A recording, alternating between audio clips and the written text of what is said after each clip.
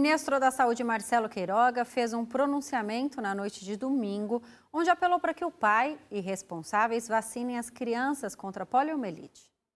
O ministro da Saúde, Marcelo Queiroga, fez um pronunciamento oficial em rede nacional para fazer um apelo a pais e responsáveis que vacinem as crianças contra a poliomielite e afirmou que a pasta está empenhada em manter o país livre da doença. Queiroga reforçou que a taxa de vacinação do público-alvo, crianças abaixo de 5 anos, está abaixo de 70%, enquanto a meta é imunizar 95% deste grupo, cerca de 14 milhões de crianças. Infelizmente, as coberturas vacinais estão caindo no mundo, assim como no nosso Brasil. Situação agravada com a pandemia da Covid-19. Corremos o risco de perder essa importante conquista. O chefe da cidade citou Paraíba e Amapá como exemplos na cobertura vacinal, que já imunizaram mais de 90% do público-alvo.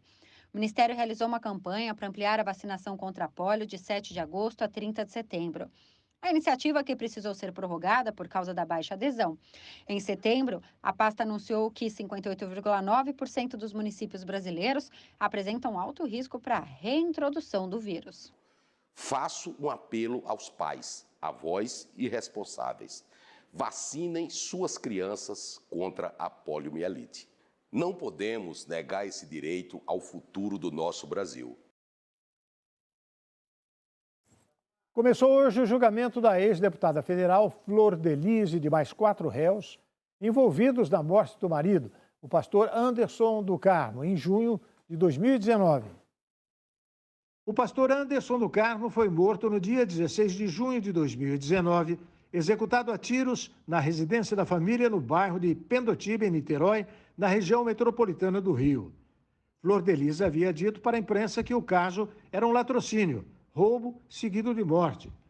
A ex-deputada é acusada de ser a mandante do crime e está presa preventivamente desde 13 de agosto de 2021 no presídio feminino Talavera Bruce, no complexo de Jericinó, em Bangu. Seu mandato foi cassado 2 dias antes da prisão. A partir desta segunda-feira, Flor Delis terá seu futuro decidido. Ela responderá por homicídio triplamente qualificado, tentativa de homicídio, uso de documento falso e associação criminosa armada. Além da missionária, irão a julgamento também a filha biológica Simone dos Santos Rodrigues e a filha adotiva Marzi Teixeira da Silva, acusadas de homicídio triplamente qualificado, tentativa de homicídio e associação criminosa armada. A neta Raiane dos Santos Oliveira, acusada de homicídio triplamente qualificado e associação criminosa armada. O filho adotivo André Luiz de Oliveira, acusado de uso de documento falso e associação criminosa armada. Flor Delis chegou ao Fórum de Niterói por volta das 8 horas e chorou muito no banco dos réus. Guilherme de Pádua, assassino confesso da atriz Daniela Pérez, morreu neste domingo, vítima de infarto em Belo Horizonte. O caso que chocou o Brasil em 1992. Guilherme de Pádua assassinou Daniela em 28 de dezembro. Os dois faziam um par romântico e gravavam a novela De Corpo e Alma, da TV Globo, escrita por Glória Pérez, mãe de Daniela. A atriz foi encontrada morta horas depois de sair do estúdio, em um terreno baldio, perto da Barra da Tijuca, com 18 perfurações no peito e no pescoço. Investigações da polícia na época levantaram suspeitas sobre Guilherme de Pádua, que confessou o crime, afirmando que contou com a ajuda de sua então esposa, Paula Nogueira Tomás. Ele foi condenado a 19 anos de prisão, mas foi solto em 1999 após cumprir 1/3 da pena. O crime completa 30 anos agora em dezembro. Quem anunciou a morte de Guilherme de Paula, inicialmente, foi o pastor presidente da Igreja da Lagoinha, Márcio Valadão, em uma live. A forma como ele passou a informação gerou bastante repercussão. Agora, quando eu estava lá embaixo, para subir para vir fazer a live, chegou a notícia.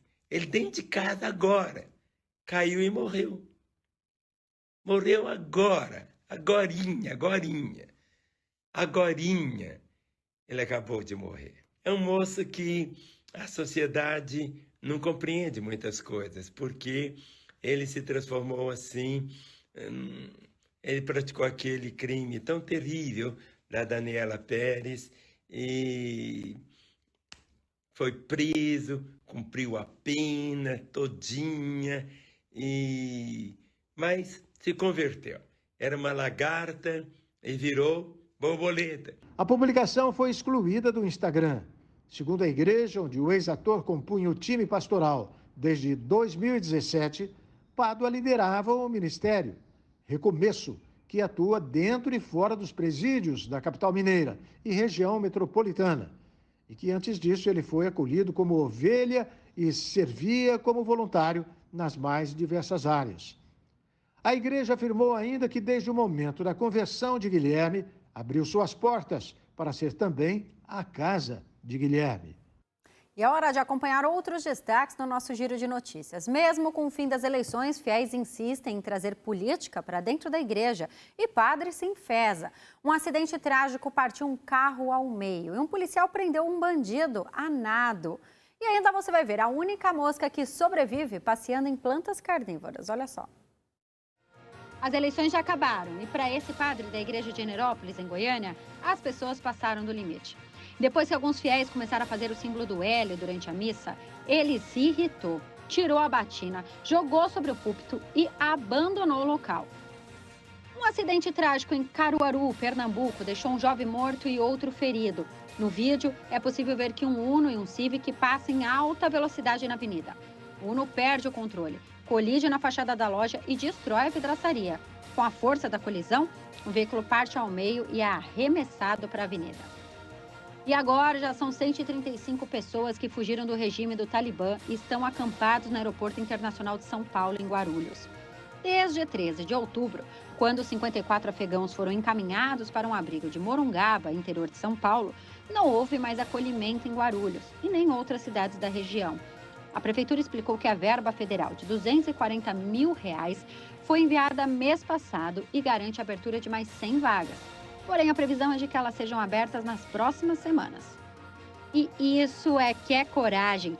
Para deter um adolescente que tentava fugir nadando pelo mar em Fortaleza, um policial que estava no helicóptero da Polícia Militar pulou na água, perseguiu o suspeito nadando e capturou em flagrante.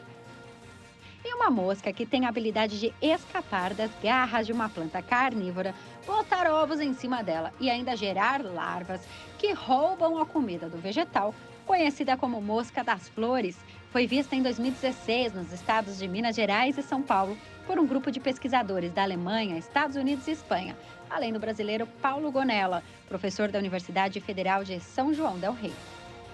Em instantes, onda de demissões no Twitter faz aumentar preocupação com disseminação de notícias falsas na internet. A Organização das Nações Unidas diz que os últimos 8 anos podem ter sido os mais quentes da história. O RB Notícias da Rede Brasil volta daqui a pouquinho.